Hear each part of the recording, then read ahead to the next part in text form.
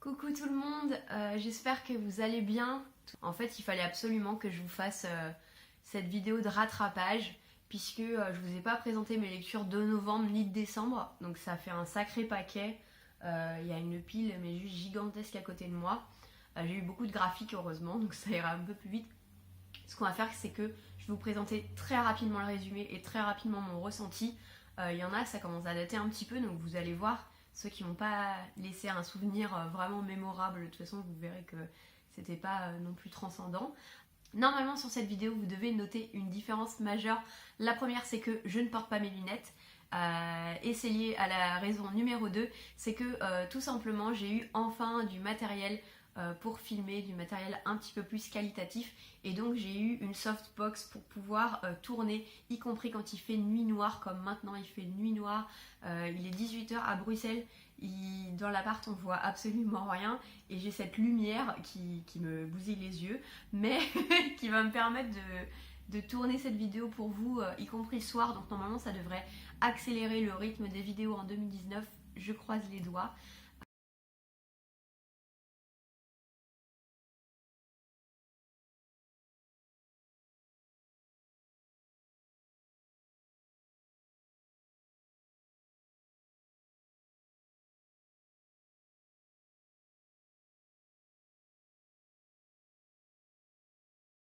Allez, on commence.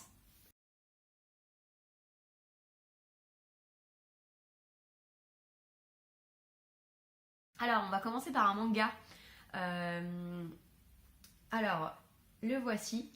J'ai donc lu les 3 tomes que j'avais à ma disposition de Isabella Bird, femme exploratrice. C'est de Taiga Sasa. Il me semble que à date, il y a 4 tomes de paru et qu'il y a un 5e qui paraît bientôt. Donc moi, j'avais que les 3 tomes dans ma palle. J'ai adoré ce manga. Alors en fait, on va suivre une jeune femme. On est à la fin du 19e. Donc c'est quand même, on est quand même dans l'époque de l'essor en fait du Japon. Clairement, il y a une grosse partie du Japon qui est extrêmement rurale évidemment, mais on voit qu'il y a les villes qui commencent à se développer. Et en fait, Isabella Bird, elle est exploratrice et elle veut aller visiter des contrées qui sont pas souvent explorées par des étrangers, par des occidentaux. Elle va partir à l'aventure avec un traducteur qui va l'aider dans son périple. J'ai beaucoup aimé Isabella Bird. C'est une femme qui a peur de rien, qui veut aller dans des contrées qu'on ne visite pas forcément, ni pour une femme, ni pour un occidental. C'était vraiment très bien. Petit bémol, quelques petites répétitions, notamment au début de chaque chapitre où elle répète, il y a presque une page où c'est de la répétition. J'ai vraiment beaucoup aimé. Clairement, on est sur une ode à un personnage féministe. À cette époque-là, c'était pas très répandu. J'ai vraiment beaucoup aimé cette saga et vraiment, je vous la conseille.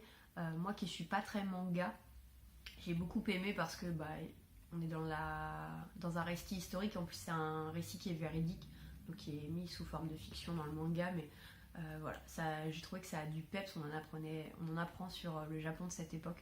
En tout cas, je vous le conseille. Je vous remets ça un peu plus près parce que ça fait des reflets, donc on voit pas bien la couverture. C'était vraiment très sympa et c'est publié chez Kiyun. On poursuit avec les mangas puisque j'ai lu en novembre le tome 2 et le tome 3. Je vous mets le tome 2 un peu plus près. De Made in Abyss de Akihito Tsukushi. C'est aux éditions Ototo. Alors, dans Made in Abyss, en fait, on est dans un monde où il y a un énorme cratère qui va jusqu'aux abysses de la Terre. Et on a toute une société en fait qui s'est créée autour de cet abysse avec des fonctions, avec des métiers. On a les caverniers en fait qui ont des différents grades et en fonction de la profondeur auquel ils peuvent aller, on va suivre des enfants qui sont apprentis caverniers qui peuvent donc aller juste seulement au début. Je ne vais pas vous en dire plus parce que je ne veux pas vous spoiler. J'ai beaucoup aimé, donc j'ai lu les 3 premiers tomes. C'est une aventure absolument fantastique. Tout a été hyper bien pensé. En fait, on a vraiment un monde qui est créé avec des métiers, avec des animaux, avec des monstres, avec des artefacts. On a des personnages qui sont hyper attachants. Moi, j'ai vraiment beaucoup aimé. Alors, juste un petit bémol. Il y en a toujours, notamment dans le tome 3, je commencerai à être un poil énervée par la sexualisation qui est faite de la petite fille. Je crois qu'elle a 11 ou 12 ans, bon, c'est plus vraiment une petite fille, mais il y a quelque chose qui me gêne. Voilà, c'est pas encore suffisamment gênant pour que j'arrête ma lecture, mais si ça continue dans les tomes suivants, honnêtement, ça va commencer vraiment à me gêner. Le traitement de sa nudité ou le traitement de certains points de l'action, c'est en général lié à elle lorsqu'elle est à moitié nue, m'ont vraiment gêné avec la petite fille. Ça, pour moi, ça passe pas du tout. Par contre, voilà, l'histoire est top, je vous conseille. Dites-moi, ceux et celles qui l'ont lu, si vous avez eu le même ressenti, parce que j'ai pas beaucoup vu ce commentaire et moi c'est quelque chose qui m'a vraiment gêné. J'ai lu Rêver, je mets ça plus près. Rêver de Franck Tillier. Donc ici évidemment on est sur du thriller, toujours avec Franck Tillier. J'ai retrouvé du bon Franck Tillier. En fait on va suivre Abigail qui est psychologue et en fait qui va se retrouver dans une histoire de narcolepsie, puisque en fait elle est narcoleptique depuis qu'elle est enfant, donc elle peut s'endormir à n'importe quel moment, mais elle a réussi plus ou moins à le contrôler. Et là en fait on va se retrouver dans une enquête où elle va avoir de plus en plus de mal à démêler le vrai du faux, la réalité. Elle se brûle des cigarettes sur la peau pour être sûre lorsqu'elle ne rêve pas. Et en fait la construction du récit est top, puisque on a une file du temps qui est d'ailleurs indiquée au début de chaque chapitre, et ça c'était vraiment parfait puisqu'on n'était jamais perdu. En fait sur 6 mois vous allez avoir différents événements et donc à chaque fois c'est indiqué si on est avant tel événement, après tel événement. Et en fait on voit au fur et à mesure dans cette construction que on repart dans le temps et on voit là aussi la progression de la maladie, du fait qu'elle n'arrive plus du tout à distinguer la réalité de la fiction, que évidemment ça a un gros impact sur l'intrigue, puisque dans l'intrigue c'est des enfants qui ont été kidnappés. Voilà, je vous en dis pas plus. C'est du très bon Franck Tillier, je vous le conseille à 1000%, et c'est un one shot, donc il fait pas partie de la saga Charcot et Lucie et Nebel, pour ceux qui n'aiment pas trop se lancer dans les sagas comme ça. Celui-là c'est un stand-alone, donc en gros c'est un tome unique, et ça m'a beaucoup plu. Ensuite j'ai lu La Maison Hantée, mais ça plus près. Voilà, La Maison Hantée de Shirley Jackson, donc aux éditions Rivage Noir.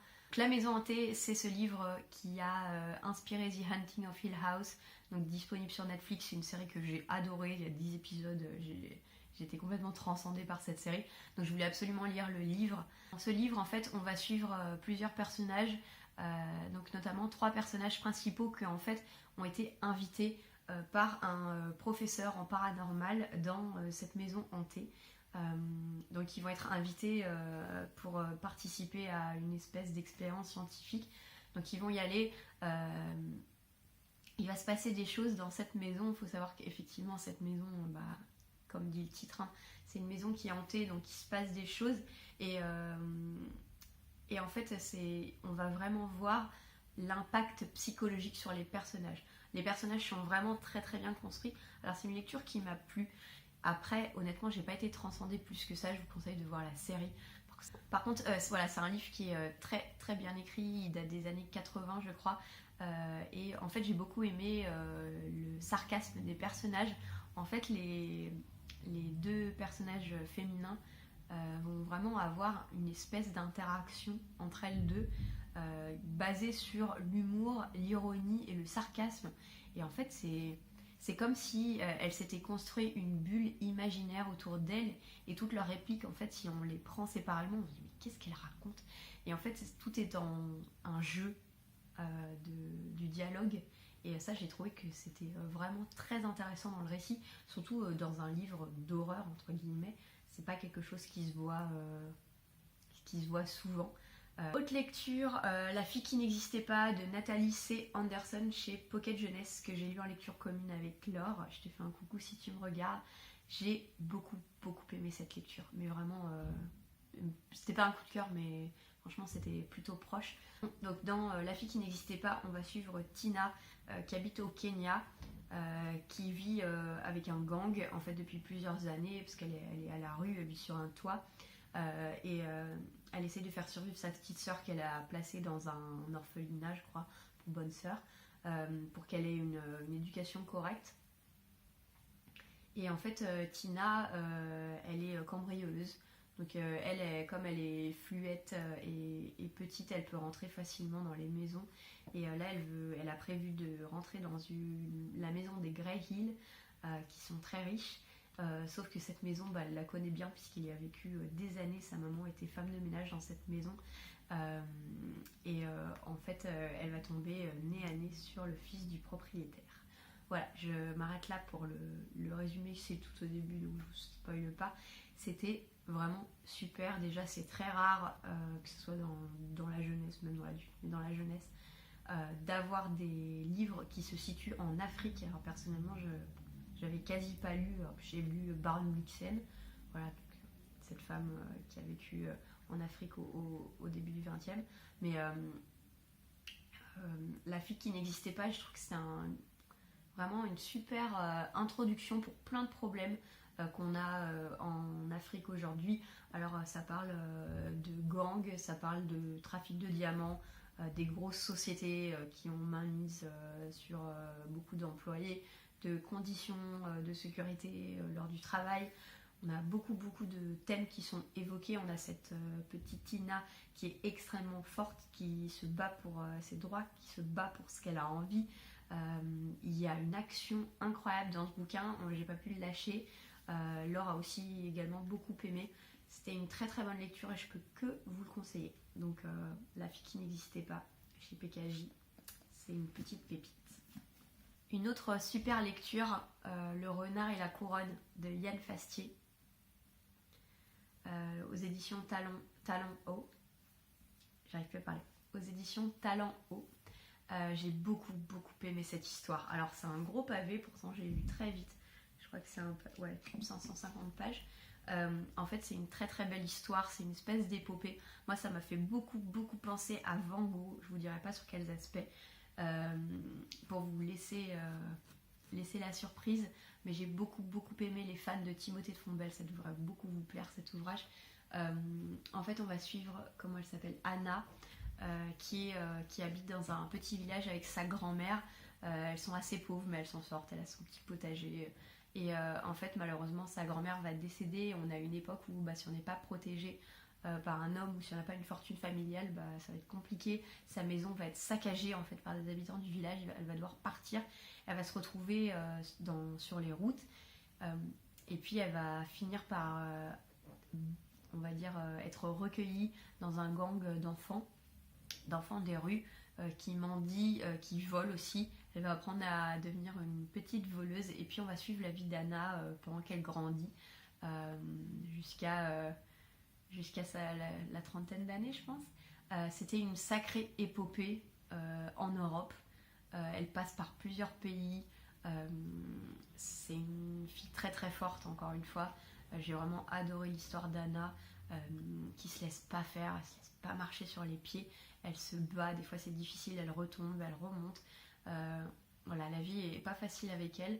Et pourtant elle nous livre une très très belle histoire. Moi j'ai adoré, vraiment. La plume de Yann Fastier, j'ai beaucoup aimé.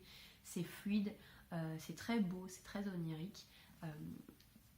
Voilà, pépite celui-là. Pour l'instant de ce que je vous ai présenté, celui-ci et La fille qui n'existait pas, c'est vraiment des petites pépites, donc je vous le conseille à 1000%. On continue sur les pépites.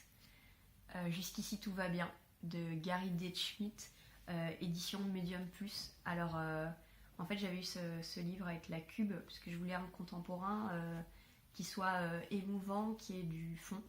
En fait on va suivre un jeune garçon qui est au lycée, qui n'a pas une vie facile. Ses parents sont assez pauvres, il n'a jamais rien à lui parce que son grand frère lui vole toujours toutes ses affaires.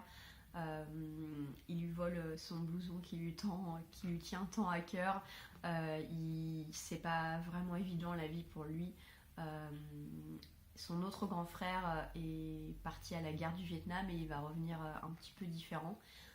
Et en fait, on va suivre ce jeune garçon qui est un peu paumé, qui va se retrouver à la bibliothèque et qui va commencer à être passionné par des planches de dessins d'oiseaux et qui va se mettre à dessiner, qui va être aidé à l'aide d'un professeur, d'une personne qui travaille à la bibliothèque mais qui est aussi professeur. Et il va également rencontrer une jeune fille qui va complètement changer sa vie. J'ai beaucoup aimé ce livre, ça m'a beaucoup touchée. C'est là qu'on voit qu'avoir des passions dans la vie, que ce soit la lecture, le dessin, la couture, ce que vous voulez, le jardinage, les jeux vidéo, le sport, whatever. Ça sauve des gens et en tout cas ça leur permet d'avoir une direction dans la vie. J'ai beaucoup aimé ce livre, j'en ai jamais entendu parler avant, donc il est très peu présent sur Booktube.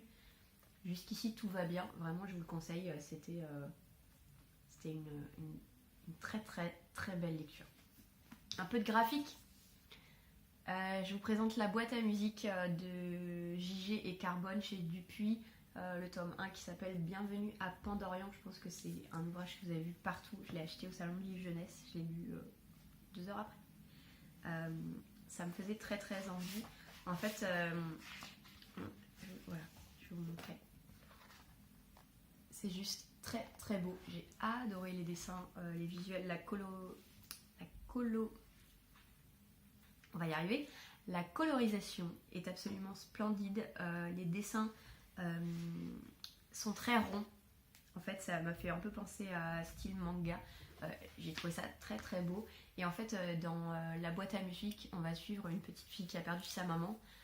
Pour Noël, dans son anniversaire, son père va lui offrir une boîte à musique. Et en fait, cette boîte à musique est spéciale puisqu'elle permet d'aller à Pandorian, un monde. Donc la petite fille va y aller. Il va lui arriver une super aventure.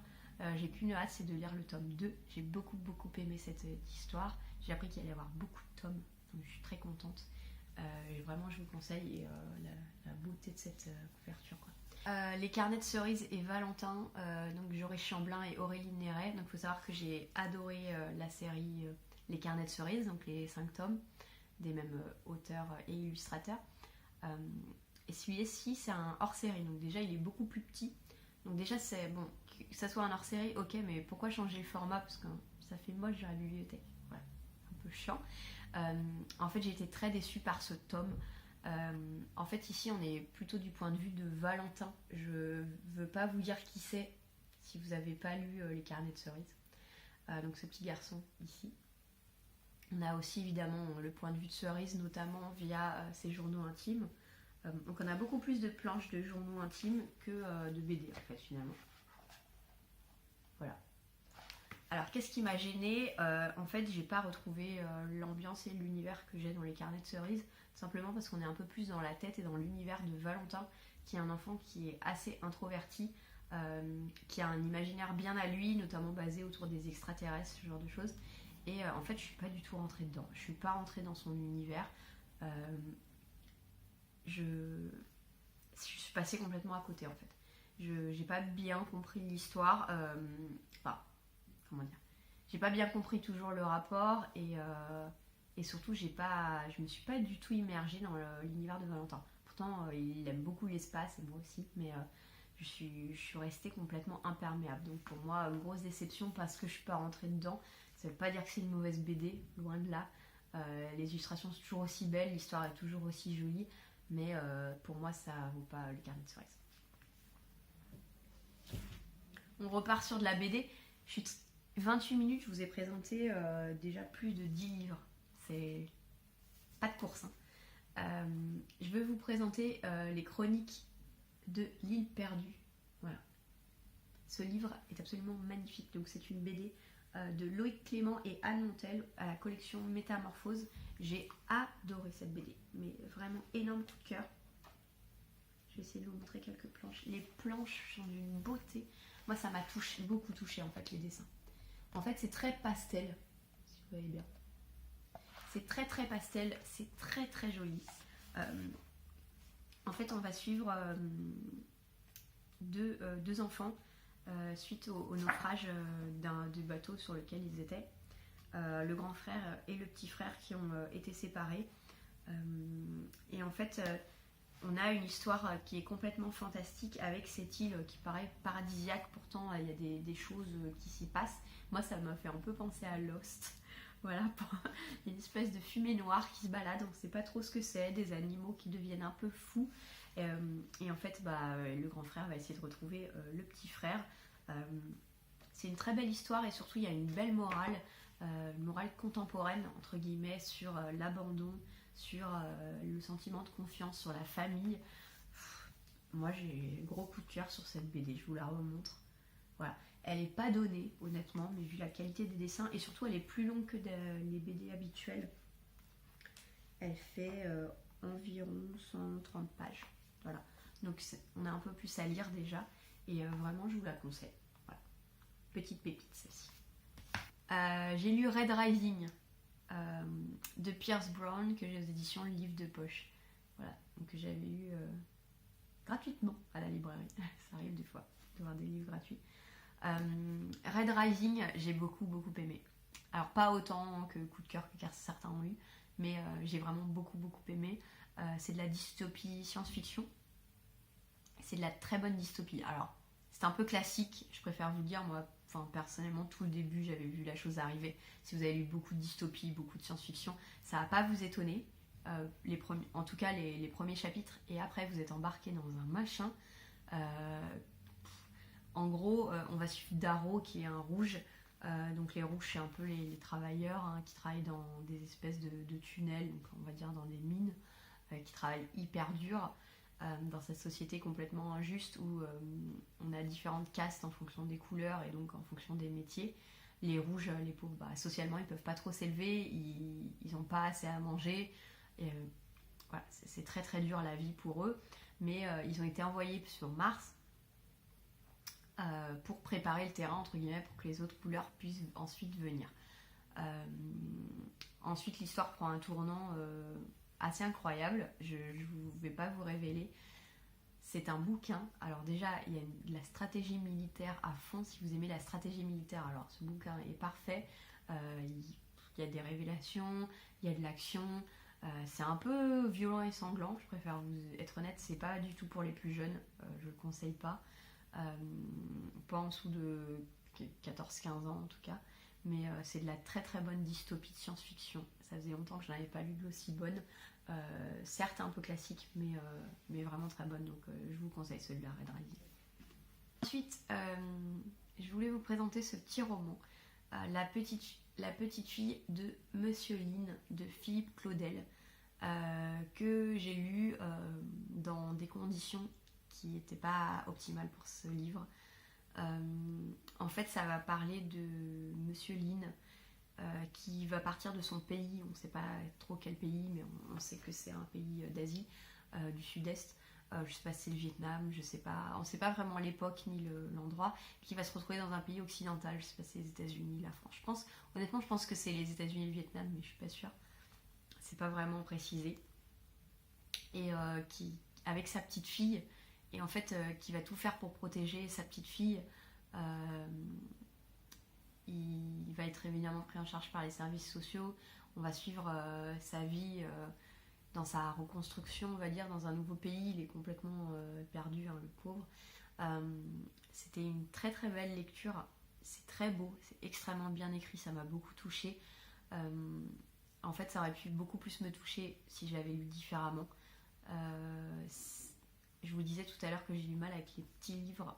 En fait, c'était trop court pour m'émerger dedans. Les petits livres, en fait, je les lis très vite, trop vite, ce qui est vraiment dommage parce que c'était beau, l'histoire est magnifique. Et en fait, en discutant avec ma meilleure pote il y a quelques jours, je me suis rendu compte que j'avais même pas compris la fin. Donc c'est pour vous dire, je l'avais pas compris parce que je l'avais pas lu bien. Voilà, j'ai trop lu en diagonale. Donc, je vais relire ce livre. Je l'avais d'occasion, Laure m'a gentiment acheté la version neuve, donc en bien meilleur état. Je vais le relire cette année parce que je veux avoir ce sentiment en fait d'avoir fait une lecture posée et de m'être immergée par cette lecture qui a des thèmes forts. On parle de l'immigration, on parle de la guerre, on parle de la famille, de solidarité. Voilà. Promis, je vais le relire. Je peux pas dire que c'est une déception, c'en est pas une, mais je suis passée à côté parce que j'étais pas dans les conditions de lecture. Je l'ai lu dans le train, il y avait du bruit, enfin voilà, c'est pas ce qu'il faut faire pour ce livre.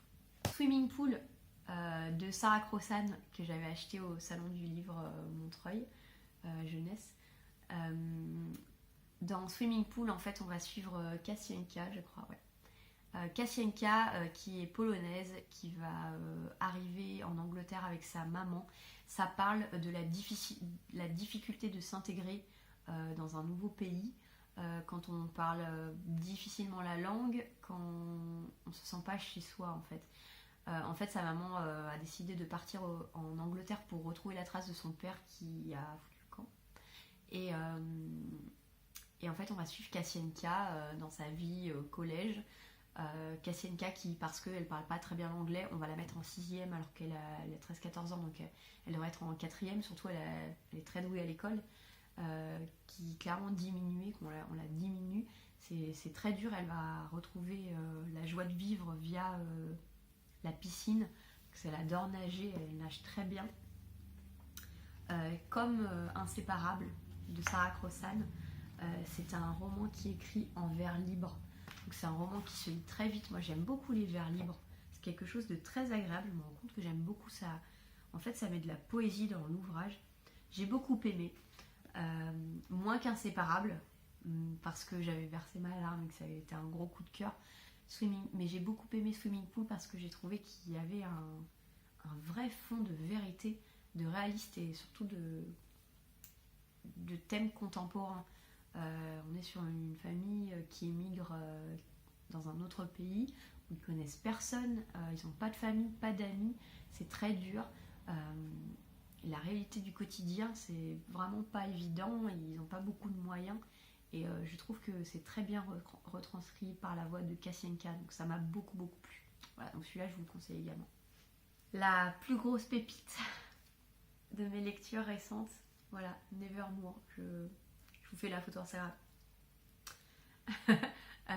Nevermore de Jessica Townsend chez PKJ. J'ai adoré, je m'attendais pas à ça. Nevermore, grosse claque parce que pour moi je suis rentrée dans un univers un peu à la Roald Dahl, fantastique. Vraiment côté bonbon sucré quoi. J'ai adoré ce bouquin. En fait, on suit Morrigan, petite Morrigan qui a 11 ans, qui galère parce qu'elle est maudite, qu'elle doit mourir le soir de ses 12 ans, je crois. C'est comme ça, c'est écrit, elle le sait. Son père est un grand politicien qui clairement préférait que sa fille ne soit pas là. Dès qu'il y a un mini truc, si elle dit bonne chance à quelqu'un, la personne va échouer, donc elle passe son temps en fait à s'excuser d'exister à cause justement de cette malédiction, et en fait un jour elle va être sauvée par quelqu'un, elle va être emmenée dans le royaume de Nevermore. Voilà, je vous en dirai pas plus, il faut lire ce livre, mais vraiment, mais c'était génial, j'ai retrouvé mon âme d'enfant. C'est vraiment un livre qui va plaire aux enfants et aux adultes. C'est plein de magie, c'est beau, il y a de l'action, les personnages sont creusés, les personnages secondaires sont très bien creusés pour un premier tome. J'ai beaucoup aimé, ça m'a fait rire. Voilà, grosse pépite. Je veux pas en dire plus parce que je veux pas... Il n'y a pas besoin d'en dire plus en fait, il faut lire Nevermore. Voilà. Pépite. J'avais commencé le mois d'octobre avec Broadway Limited, le tome 1 de Malika Ferjuk. J'ai enfin lu le tome 2, un Shim-Sham, je vais y arriver aujourd'hui, un Shim-Sham avec Fred Astaire. J'ai adoré, mais alors quand je vous dis j'ai adoré, moins que le tome 1, parce que le tome 1 c'était la découverte, mais évidemment j'ai adoré, donc c'est la suite en fait. Donc on est toujours dans cette après-guerre à New York, à Brooklyn, dans cette pension de famille avec ces jeunes filles et ce garçon, Jocelyn. On va suivre leurs aventures. Elle veut devenir danseuse, chanteuse, faire du théâtre à Broadway. On va suivre leur volonté d'y arriver. Ces jeunes filles sont toutes très attachantes, Jocelyn également. J'ai beaucoup aimé ce tome 2. Alors ma seule petite déception, c'est que j'attendais quelque chose dans l'action qui n'est pas arrivé, donc clairement il y a un tome 3, là on est sûr. J'attendais que ça et il s'est pas arrivé, tant pis. Mais j'aime beaucoup en fait ces jeunes filles. Chaque chapitre on suit une jeune fille différente et ça tourne comme ça. Et elles sont vraiment très attachantes. On est à fond dans les années 48, les années 50. C'est Fred Astaire, c'est les chansons de Broadway, les comédies musicales. J'ai beaucoup aimé. On a plein de références de personnages connus qu'on va rencontrer. Moi j'ai beaucoup aimé. Vraiment, je peux que vous conseiller cette saga Broadway Limited. Vraiment, c'est de la très bonne littérature jeunesse en contemporain historique. Ça peut que plaire aux ados et aux parents. Voilà, n'hésitez pas à le lire. Gros coup de cœur sur Broadway Limited. On arrive au dernier. Je pense que cette vidéo est immense. Elle fait 40 minutes. Mais bon, tant pis. Hein. Au pire, vous n'avez pas tout vu. Et puis voilà. Le tome 3 des Sœurs Carmine. Dolorine à l'école de Ariel Holz. J'ai vu Ariel au salon du livre jeunesse de Montreuil. J'étais vraiment très contente de le voir. J'ai eu ma petite dédicace et mon petit pins Monsieur Nix. Les Sœurs Carmine, on est à Grisaille en fait avec 3 sœurs, Tristabelle, Mary et Dolorine. 3 sœurs complètement loufoques. C'est une ville où il se passe des trucs incroyables. C'est un univers de Tim Burton. On a des hautes familles en fait, elles sont chacune a une spécialité. Il y en a par exemple qui peuvent réveiller les morts, voilà, chacune a une spécialité. Il y a des vampires par exemple qui peuvent pas voir la lumière du jour et qui boivent du sang. Dans ce tome là en fait on est focusé, je sais pas si ça se dit en français, c'est très anglais. On est focalisé, voilà, sur Dolorine, la petite dernière qui a une dizaine d'années, qui va être envoyée au pensionnat pour faire son éducation avec sa poupée Monsieur Nix. J'ai beaucoup aimé ce tome 3. Alors je préfère le dire, c'est le tome que j'ai le moins aimé parce que c'est le personnage, c'est un personnage que j'ai moins aimé, Dolorine, voilà, parce que je me sens beaucoup plus proche de Tristabelle, le tome 2, j'ai trouvé ça génial. Tristabelle qui est tellement sarcastique, qui se prend tellement pour la reine du monde, c'était drôle, mais drôle, j'ai adoré. Ici c'était aussi très drôle, il y a une super intrigue au pensionnat. En fait ce qui m'a manqué, c'est qu'on n'est pas suffisamment dans Grisaille avec ses intrigues de cour, de haute famille. On va suivre en fait les enfants des hautes familles, donc on a une perspective différente. C'était vraiment un super tome, toujours aussi bien écrit, j'ai vraiment aimé. Mais voilà, je peux pas dire que j'ai autant aimé que le tome 2, puisque pour moi le tome 2 c'est vraiment le meilleur de la saga. En tout cas je vous conseille les Sœurs Carmine, c'est une super saga très drôle, avec vraiment un univers qui est très original. J'ai du mal à avoir d'originalité en fantasy, parce que souvent je trouve qu'il y a beaucoup de choses vues et revues. Et là par exemple, entre les Sœurs Carmine et Nevermore, vous avez deux ouvrages de fantasy qui sont vraiment très différents et qui sont top. C'est tout pour cette vidéo qui est extrêmement longue. Je vais mettre 1000 ans à l'éditer. J'espère que vous êtes encore là. Si vous êtes encore là, faites-moi un coucou. N'hésitez pas à mettre des petits commentaires, à me dire si la luminosité vous plaît, si c'est mieux. Mettez un petit pouce si vous avez aimé cette vidéo. N'hésitez pas à vous abonner, c'est toujours pas fait. Et en fait je vous fais de gros bisous. Encore une fois une très bonne année. Tous mes meilleurs vœux de bonheur, la santé, l'amour, la famille, tout ce que vous voulez. J'espère que vous aurez une très belle année 2019. Et on se voit bientôt pour une prochaine vidéo. Ciao!